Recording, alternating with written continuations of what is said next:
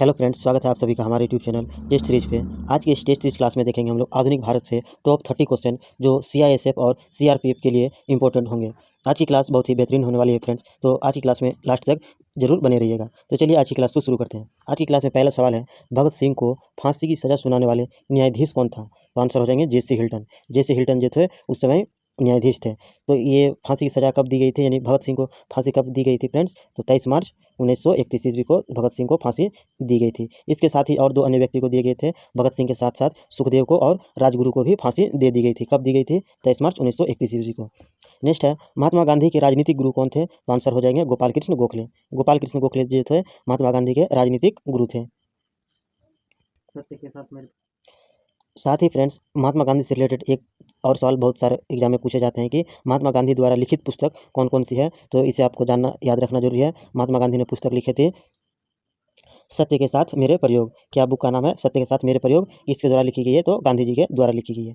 Next है, किस act को बिना अपील, बिना वकील और बिना दलील का कानून कहा जाता है? तो आंसर हो जाएंगे रॉलेट एक्ट को। रॉलेट एक्ट को बिना अपील, बिना दलील और बिना वकील की कानून कहा जाता है। किसे? रॉलेट एक्ट को। रॉलेट एक्ट की घटना कब हुई थी फ्रेंड्स? तो ये 13 अप्रैल 1919 ईस्वी को हुई थी। और कहाँ हुई थी? तो अमृतसर में हुई थी। अमृतसर शहर कहाँ होती था? पंजाब में होती था। पंजाब के अमृतसर में 13 अप्रैल 1919 ईस्वी को रॉलेट एक्ट जलियांवाला हत्याकांड हुई थी, उसी से रिलेटेड रॉलेट एक्ट कानून लाया गया था। नेक्स्ट है, डंडा फौज का गठन किसने किया था? तो आंसर हो जाएंगे चमनदीप ने। चमनदीप के द्वारा डंडा फौज का गठन किया गया था। और चमनदीप कहाँ के रहने वाले थे? तो पंजाब के रहने वाले थे। पंजाब से एक रिलेटेड याद रखना है क्वेश्चन फ्रेंड्स कि पंजाब क्यों नाम पड़ा? पंजाब जगह का नाम पंजाब क्यों पड़ा? क्योंकि 5 नदियों की भूमि का जो राज्य है, इस वजह से इसे पंजाब कहते हैं, यानी 5 नदियों की भूमि को पंजाब कहते हैं। नेक्स्ट है, निरंकारी आंदोलन की शुरुआत किसने की थी? तो आंसर हो जाएंगे दयालदास ने। दयालदास जी के द्वारा निरंकारी आंदोलन की शुरुआत की गई थी। नेक्स्ट है, सबसे कम उम्र में फांसी की सजा पाने वाले क्रांतिकारी कौन थे? तो खुदीराम बोस। खुदीराम बोस जी जो थे, जो सबसे कम उम्र में ही फांसी पे चढ़ गए थे। और इन्हें कब फांसी दी गई थी फ्रेंड्स? तो इन्हें फांसी दी गई थी 1908 ईस्वी में फांसी दे दी गई थी। नेक्स्ट है, जलियांवाला बाग हत्याकांड के विरोध में कैसर ए हिंद की उपाधि लेने से किसने मना कर दिया था? तो गांधी जी ने। गांधी जी ने जो जलियांवाला हत्याकांड के विरोध में, यानी इसके विरुद्ध जो आंदोलन कर रहे थे, इसके वजह से नाखुश होकर गांधी जी ने अंग्रेजों द्वारा दी गई उपाधि केसर ए हिंद की उपाधि लेने से इनकार कर दिया। यानी इसने कहा कि मुझे केसर ए हिंद की उपाधि नहीं चाहिए। नेक्स्ट है, गदर पार्टी की स्थापना किसने की? तो लाला हरदयाल और काशीराम ने की थी। गदर पार्टी की स्थापना लाला हरदयाल और काशीराम ने की थी। गदर पार्टी की स्थापना की बात करें फ्रेंड्स, किस साल हुई थी? तो गदर पार्टी की स्थापना 1923 ईस्वी में हुई थी। गदर पार्टी की स्थापना 1923 ईस्वी में लाला हरदयाल और काशीराम जी के द्वारा की गई थी। नेक्स्ट है, फॉरवर्ड ब्लॉक का संस्था के संस्थापक कौन है? तो फॉरवर्ड ब्लॉक की स्थापना सुभाष चंद्र बोस जी के द्वारा किया गया। सुभाष चंद्र बोस जी जो जानते हैं, जिसे नेताजी के नाम से जाने जाते हैं, सुभाष चंद्र बोस। सुभाष चंद्र बोस ने फॉरवर्ड ब्लॉक की स्थापना की थी। इससे एक फैक्ट याद रखना है फ्रेंड्स, सुभाष चंद्र बोस जी को नेताजी के नाम से किसे पुकारा था सबसे पहले? तो नेताजी के नाम से पुकारा था गांधी जी ने। गांधी जी ने इसे नेता की उपाधि दी थी, इसे याद रखना है।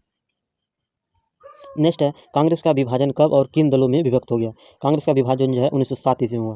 कांग्रेस पार्टी जो अभी वर्तमान में है, उसका विभाजन 1907 ईस्वी में नरम दल और गरम दल में विभाजन हो गया था। ये किस जगह पे हुआ था, किस अधिवेशन के दौरान? तो सूरत अधिवेशन के दौरान इसका विभाजन हो गया था। कांग्रेस का विभाजन 1907 ईस्वी में नरम दल और गरम दल में विभाजन हो गया था सूरत अधिवेशन में। तो इससे एक चीज़ याद रखना है फ्रेंड्स कि कांग्रेस की स्थापना जो हुई थी, इसकी स्थापना 1985 ईस्वी में इसकी स्थापना हुई थी।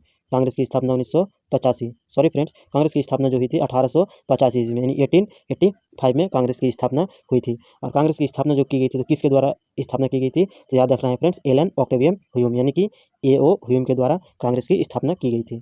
नेक्स्ट है, कांग्रेस के प्रथम मुस्लिम अध्यक्ष कौन थे? तो याद रखना है फ्रेंड्स, बहुत ही इंपॉर्टेंट है। कांग्रेस के प्रथम मुस्लिम अध्यक्ष जो बने थे बदरुद्दीन तैयब जी। कांग्रेस के पहले मुस्लिम अध्यक्ष बने थे बदरुद्दीन तैयब जी। नेक्स्ट है, मराठा साम्राज्य के संस्थापक कौन थे? तो शिवाजी थे। मराठा साम्राज्य के संस्थापक जो थे, तो शिवाजी थे। नेक्स्ट है, शिवाजी द्वारा लगाए गए 2 कर कौन से थे? तो आंसर हो जाएंगे चौथ कर और सरदेशमुखी कर। जो शिवाजी के शासनकाल के दौरान जो प्रमुख जो 2 कर थे, उनमें से एक थे चौथ कर और दूसरे थे सरदेशमुखी कर। अगर फ्रेंड्स आपको हमारी वीडियो पसंद आती है तो वीडियो को लाइक और शेयर जरूर कीजिएगा। और यूट्यूब चैनल पर नहीं है तो टेस्ट सीरीज यूट्यूब चैनल को सब्सक्राइब जरूर कीजिएगा। नेक्स्ट है, लंपट मूर्ख किसे कहा जाता था? ये इतिहास के क्वेश्चन है फ्रेंड्स, आधुनिक भारत से रिलेटेड। लंपट मूर्ख किसे कहा जाता है? तो जहांदार शाह को। जहांदार शाह को लंपट मूर्ख कहा जाता था। लंपट मूर्ख कहा जाता था किसे? जहांदार शाह को। जहांदार जो शाह जो थे ये मुगल वंश से संबंधित थे, मुगल वंश के शासक थे जहांदार शाह। नेक्स्ट है रंगीला बादशाह किसे कहा जाता है तो मोहम्मद शाह, मोहम्मद शाह को रंगीला बादशाह कहा जाता था। रंगीला बादशाह कहने का मतलब फ्रेंड्स ये जो है सप्ताह के 7 दिन, यानी सप्ताह में जो 7 दिन होते हैं 7 दिन में 7 प्रकार के कपड़े पहनते थे और 7 रंग के कपड़े पहनते थे, इस वजह से इसे मोहम्मद शाह कहा जाता है, मोहम्मद शाह को रंगीला बादशाह कहा जाता है। ये बहुत ही मज़ेदार क्वेश्चन है फ्रेंड्स कि आधुनिक भारत से रिलेटेड जो क्वेश्चन बनते हैं मध्यकालीन इतिहास में रंगीला बादशाह के नाम से किस शासक को कहा जाता है तो आपको याद रखना है मोहम्मद शाह को, मोहम्मद शाह को रंगीला बादशाह के नाम से कहा जाता था। नेक्स्ट है ईरान का नेपोलियन किसे कहा जा गया है तो ईरान का नेपोलियन जो है नादिर शाह को कहा जाता है। ईरान का नेपोलियन नादिर शाह, नादिर शाह जो है ये भारत के इतिहास में जो है मतलब क्रांतिकारी थे, यानी आक्रमणकारी थे। तो इसकी तुलना जो है ईरान के शासक नेपोलियन जो थे उससे तुलना की गई है, इसी वजह से कहते हैं ईरान का नेपोलियन किसे कहा जाता है तो नादिर शाह को कहा जाता है। नेक्स्ट है मुगल दरबार में आने वाला प्रथम अंग्रेज कौन था तो मुगल दरबार में आने वाला प्रथम अंग्रेज कैप्टन हॉकिंस था। कैप्टन हॉकिंस जो था मुगल दरबार में आने वाले प्रथम अंग्रेज थे, और इस समय जो आए थे कैप्टन हॉकिंस, इस समय मुगलों के राजा कौन थे तो जहांगीर थे। जहांगीर के दरबार में आए थे कौन कैप्टन हॉकिंस, किसके समय में आए थे तो जहांगीर के समय में आए थे। आपको दो तरह से पूछ सकते हैं फ्रेंड्स, मुगल दरबार में आने वाले प्रथम अंग्रेज थे कैप्टन हॉकिंस, या फिर उस समय भारत में शासक कौन थे तो आंसर हो जाएंगे जहांगीर। नेक्स्ट है गुरुमुखी लिपि का प्रारंभ किसने किया तो आंसर हो जाएगा गुरु अंगद ने, गुरु अंगद जी के द्वारा गुरुमुखी लिपि का प्रारंभ किया गया था। गुरु अंगद जो है फ्रेंड्स ये सिख धर्म के दूसरे गुरु थे, गुरु अंगद जी जो है जो सिख धर्म के दूसरे गुरु हैं, इसने गुरुमुखी लिपि का प्रारंभ किया था। नेक्स्ट है खालसा पंथ की स्थापना किसने की तो गुरु गोविंद सिंह ने, गुरु गोविंद सिंह जी के द्वारा खालसा पंथ की स्थापना की गई थी। नेक्स्ट है फोर्ट विलियम कॉलेज की स्थापना किसने की थी आंसर हो जाएंगे लॉर्ड वेलेजली ने, लॉर्ड वेलेजली ने फोर्ट विलियम कॉलेज की स्थापना की थी।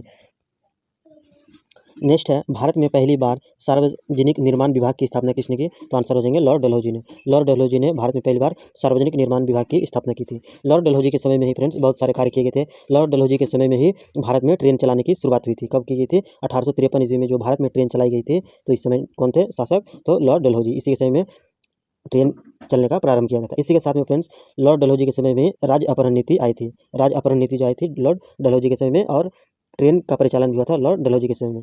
नेक्स्ट है अजमेर में मेयो कॉलेज की स्थापना किसने की, अजमेर जो राजस्थान में स्थित है अजमेर, अजमेर में मेयो कॉलेज की स्थापना किसने की तो आंसर हो जाएंगे लॉर्ड मेयो ने, अपने नाम से ही स्थापना किया था जो गवर्नर जनरल थे मेयो ने। अजमेर में मेयो कॉलेज की स्थापना किसने की तो लॉर्ड मेयो ने। नेक्स्ट है भारत के उद्धारक की संज्ञा किसे दी गई है, बहुत ही इंपॉर्टेंट क्वेश्चन फ्रेंड्स, भारत के उद्धारक की संज्ञा किसे दी गई है तो लॉर्ड रिपन को, लॉर्ड रिपन को ही भारत के उद्धारक की संज्ञा दी गई है। लॉर्ड रिपन से रिलेटेड एक बहुत ही इंपॉर्टेंट क्वेश्चन है फ्रेंड्स कि इसे भारत के उद्धारक की संज्ञा क्यों दी गई है, ये आपको फ्रेंड्स कमेंट बॉक्स में बताना है, बहुत ही इंपॉर्टेंट सवाल है, ये आपको कमेंट बॉक्स में बताना है। देखते हैं कि कितने छात्र इन क्वेश्चन को जानते हैं कि भारत के उद्धारक की संज्ञा देने का क्या कारण था और किस वाक्य की वजह से इसे कहा जाता है, ये आपको कमेंट बॉक्स में बताना है। नेक्स्ट है शिमला समझौता कब हुआ था तो शिमला समझौता जो है 1945 में हुआ था, शिमला समझौता कब हुआ था तो 1945 में हुआ था। नेक्स्ट है स्वतंत्र भारत के प्रथम गवर्नर जनरल कौन थे तो लॉर्ड माउंटबेटन, माउंटबेटन जो थे स्वतंत्र भारत के पहले गवर्नर जनरल थे लॉर्ड माउंटबेटन। इसी के समय में फ्रेंड्स जो भारत का विभाजन हुआ था 1947 ईस्वी में, तो इसी के आधार पर भारत और पाकिस्तान का विभाजन हुआ था लॉर्ड माउंटबेटन योजना के तहत। भारत पाकिस्तान का विभाजन किसके योजना के तहत हुआ था तो माउंटबेटन योजना के तहत विभाजन हुआ था 1947 में। इस वजह से स्वतंत्र भारत के प्रथम गवर्नर जनरल भी रह गए लॉर्ड माउंटबेटन।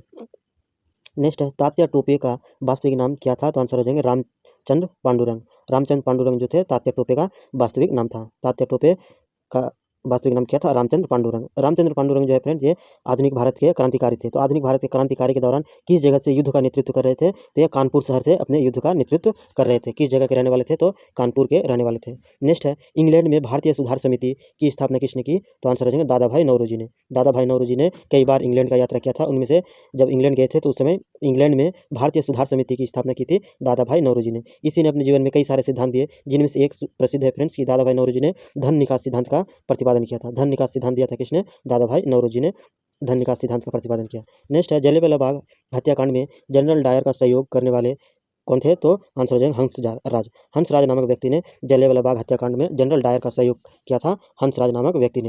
यानी इस समय जो जलियांवाला बाग में बैठकें हो रही थी बैसाखी के दिन, तो इस घटना की जानकारी जो भारतीय थे जनरल हंसराज, इसी ने जाकर अंग्रेज अधिकारी जनरल डायर को सूचना दी थी कि इस तरह की बैठकें हो रही है, जिससे जनरल डायर ने जलियांवाला पे गोली चलाने का आदेश दे दिया और यहीं से घटना घटित होती है जलियांवाला हत्याकांड 13 अप्रैल 1919 ईस्वी को।